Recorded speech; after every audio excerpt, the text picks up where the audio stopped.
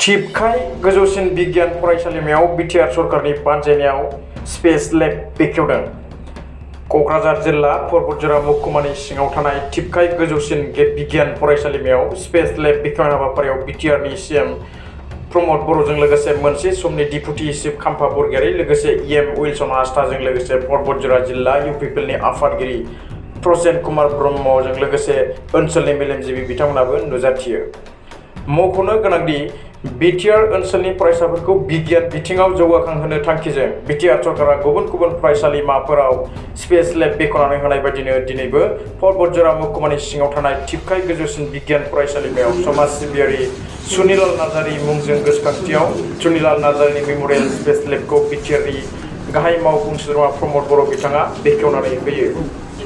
बेबायदिनो स्पेस लेबखौ बिटिआरनि गासै मोन10 फरायसालिफोराव गायसननाय जागोन आरो बे स्पेस लेबनि गेजेरजों फरायसाफोरा बिगियानजों लोगोसे अख्रांमा बाथ्राफोरखौ गुवारै मिथिनो मोनगोन होननानै प्रमद बर' बिथाङा फोरमायो। मानगोनां सुनिलाल नार्जारि बिथांनि मुङाव थिपखाय हायर सेकेन्डारि स्कुलाव मोनसे स्पेस लेब दिनै बेखेवनाय जादों। सारा बिटिआरआव जोङो गं10 स्पेस लेब माने फरायसाफोरनि थाखाय बेखेवनो थाखाय थिक खालामनाय जादोंमोन। दिनै थामथि कासिकट्रायाव सिन बसुमतारिनि मुङाव आरो ग्राहामपुराव मिथियास टुडुनि मुङाव आरो दिनै बेवहाय माने एनादार मोनसे जोङो स्पेस लेब थिपखाय हायर सेकेन्डारियाव बेखेवदों।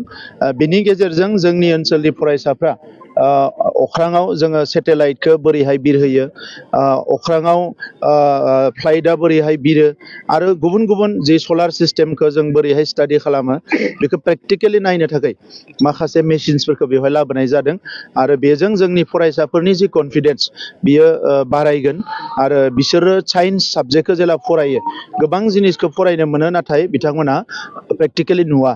दा नंखायनो बेवहाय बेखौ इनस्टल खालामनाय जादों। भूमिका स्पेस सेन्टार आरो लोगोसे इन्स्टिटिउसन आरो बिटिआर गभर्नमेन्टजों जयै बेखौ खालामनाय जादों।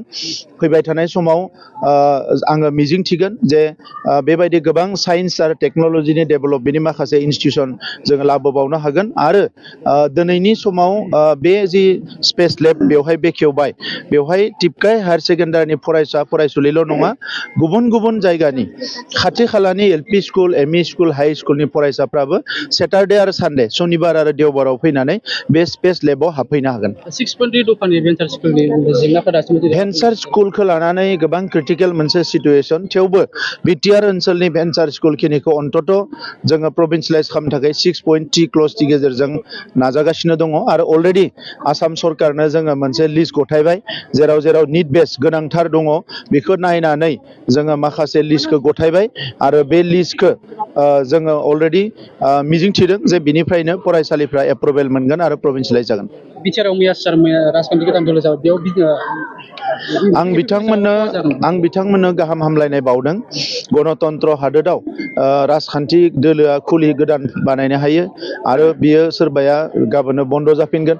दा बे जायफ्रा गोदान दोलो बेयाव हान्जा मोनसे गोदानै स्टार्ट खालामदों दादों बिथांमोना दा आङो आंनि फारसेनिफ्राय गाहाम हामलायनाय बावहरदों जाहाथे बिथांमोनाबो जोंनि आइ आफा रायजो राजानि जेंनाफोरखौ लाना खामानि मावनो हायो, बिटिआर ओनसोलनि जौगानायनि खामानि मावनो हायो।